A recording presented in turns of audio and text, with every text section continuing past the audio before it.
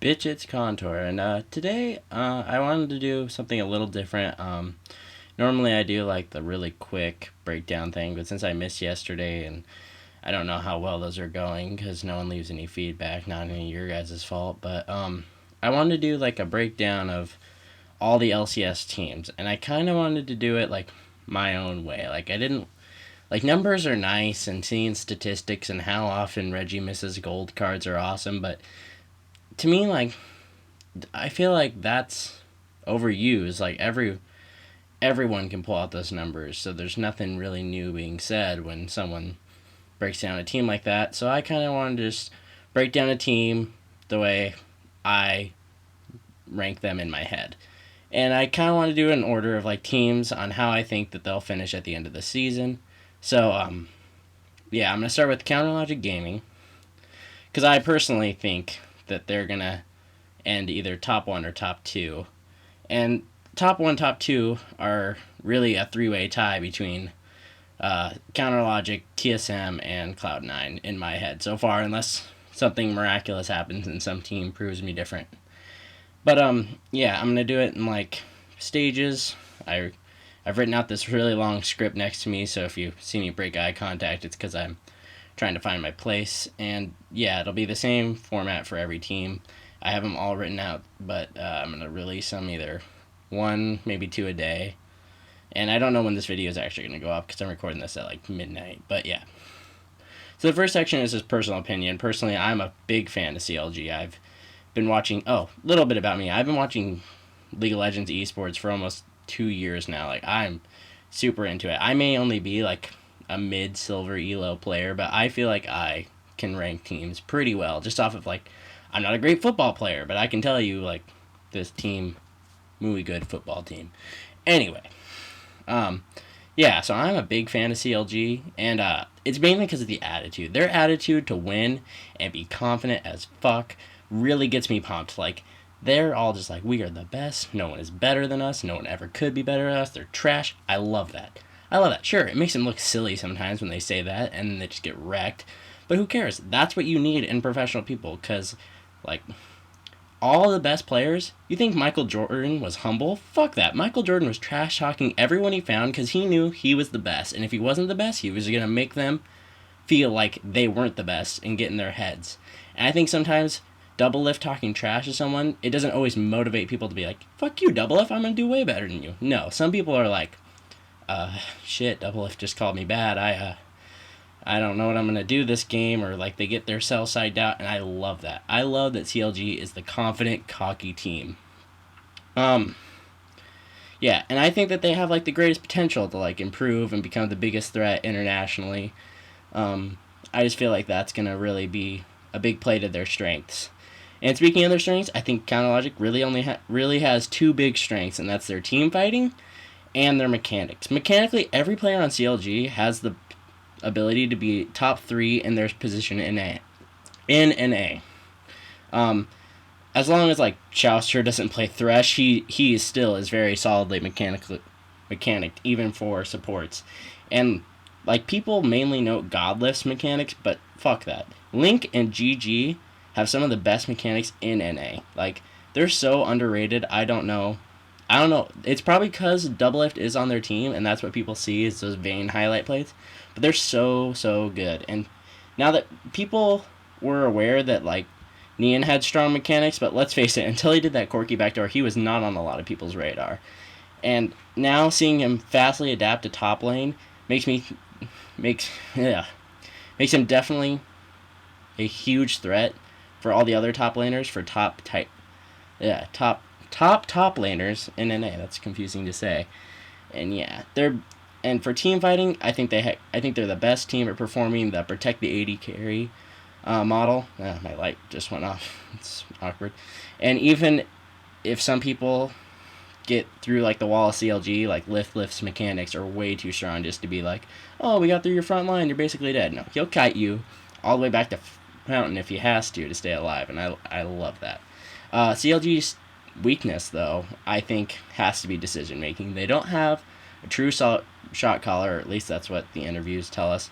And I feel that sometimes that causes confusions or lets bad plays slip through. like all the chatter that happens to be going on, or the lack of chatter, like they're just going to jump to the first idea and say, yeah, that's a good one. But if Chauster gets back on his game, which I think he will, he might retake that shot caller position. Or Gigi, he seems like he was a very smart player back in Season 2, and he still seems like he could be an avid shot caller. So, I mean, we don't have very many listen-ins, so we can't really understand how the team is communicating or lack of there, other than the scrims versus, like, curse and velocity. But scrims, scrims and real playing are way different. Yeah, they're just not the same. And like I said, their potential is really high. Like since they're all strongly mechanics and like top class players, like they have like an all-star lineup in their starting five. Like there's no one that you would really like replace with another NA player, at least I think. I think that they're all perfect for that team. And Link is just he's just so underrated as a mid player. Like he consistently does well, and he's always been one of my favorites on CLG to watch. Like I love watching Link do great things for CLG. And Doublelift is a world class player, and him and Chauster in Season 2 were like best bot lanes in the world, or at least one of them. Like there's no way to describe best anything in the world, because I mean it also has to do with like the day you show up, because it's not like basketball where there's like I don't know. You can't say you're the best at anything, because it's really hard to judge that. And now just gonna break down like individual players. Nian Tanzo, he is highly mechanically skilled, but I think like even one thing that's being more overlooked about Nian is how fast he learned how to top lane. Like he is already crushing top teams in top lane, and that just makes me happy, because I think Nian will be able to, like, when there's new champions thrown into top lane, like recently Ryze top has become a thing, like, I think that's going to be huge for Nian, because I think he'll be able to pick up those champions faster, thus crushing the old meta, because that's why new champions are introduced, is, oh, you take Ryze top lane, it's only a while before something comes along that beats Ryze top lane, and then that is the new meta. And, like, it's coming from, like, an AD carry he was before, and an AP carry before that. Like, he knows how to carry games, and he does it with champions like Malphite, as we saw in the TSM game. Like, he was wrecking faces, full tank, screw magic pin Malphite build. I'm going to tank your face off and just win. And I love that. And then you got Big Fat GG. I don't like the name Big Fat LP. I think it's dumb. Big Fat GG, he's a solid jungler, and he's proven himself that he's even like developed his own style of jungling, which is really good. I mean, no CS and tons of ganks works for him, works for me. I mean, it's viable in the current meta. It's interesting to see how that'll change, because jungle is like one of the metas that I think changes the most. There's always new things. Monsters are being updated, experience levels. Because the way it works right now is you really only need the 2 buffs. The 2 buffs get you to level 3. And the level 3 is basically what seals the deal for most junglers. That's what causes you to pull off ganks. And once you pull off ganks, that's when you can like start capitalizing on advantages. Because really a jungler's job is to help out lanes that suck, in my opinion. Help lanes that don't suck and snowball them even harder, and secure objectives. Sorry, I'm like kind of dyslexic. Yeah, and his smiting is subpar. He's missed very few as far as I can remember. And I'm just like waiting to see if he's going to be like the jungler that makes crazy plays, or if he's just going to stick to like his, I'm going to be the most annoying jungler ever. And that'll be cool too. And Link, I think I've already explained it in this breakdown that I am like a biased fan of Link. I love Link. And until like how aggressive he was playing TF on TSM, I always pictured his Link as like this long range mage for CLG, like playing champions like Lux and Xerath and Syndra, and he was just ricking faces from afar. And then even the TF game, like it was kind of like a facade. Like he wasn't really playing aggressive. He only was aggressive when Nocturne Ultimate was up, and then he was only aggressive after that when he was like super fed because of the aggressive plays he made when Nocturne Ultimate was up. So I think that is just something good that Link does. And yeah, even when he was on CLG Black, like when he played all those smaller tournaments, he was very poised. He like didn't get like, I feel like he didn't get tournament fright, which I don't know how. I haven't been a big follower of Nian Tanso, so I don't know how he's gonna perform under like high pressure world playoffs if they make it to world playoff situations. I don't know how that's gonna go, but I definitely see Link as like a very solid backbone of the team because he seems to be playing very consistently and doesn't normally like he doesn't. It's not all the time that he does super well like that TF game, but it's even very rare that he plays like really bad.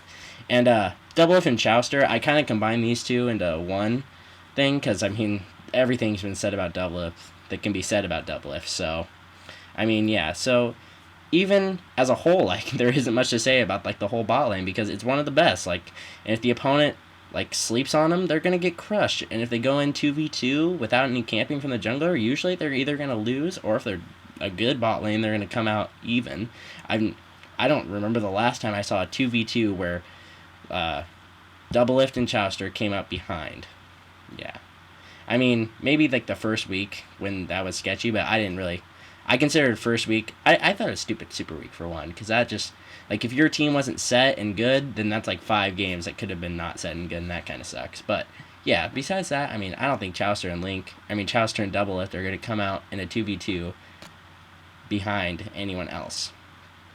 So yeah, and in season 2, I mean they were just great. They had solid plays the whole way, and like Chowster, like he's playing, and I think NA has the best supports. Like I know it's against all internet logic to say anything good about NA when it comes to esports, but I think supports like we have like really good supports. Like there's Xpecial and Batoy and Chowster and Godwater and Lemon Nation. Lemon Nation's really good too. Yeah, I just think that they're all really strong supports. So I think that that'll help Chowster get ahead faster than if he was playing in somewhere like EU, where I think the supports are really lacking. But yeah, that's basically my breakdown of CLG. Let me know if there's anything I should add to like another team breakdown, or if you like this one. I really would like feedback on my videos if you could. Just like I mean like a hey good job or hey you suck. Like I don't care. I just kind of want to have something so I know how I'm doing because right now I'm just kind of shooting in the dark. And yeah, so comment, rate, subscribe. Follow me on Twitter down below because sometimes I say funny things on there, and that would be cool. Or if you want to play League with me and help me carry me out of my silverness, that'd be awesome. Or anything, yeah. So anyway, that's all for this video, guys. I'm Contour and I'm out.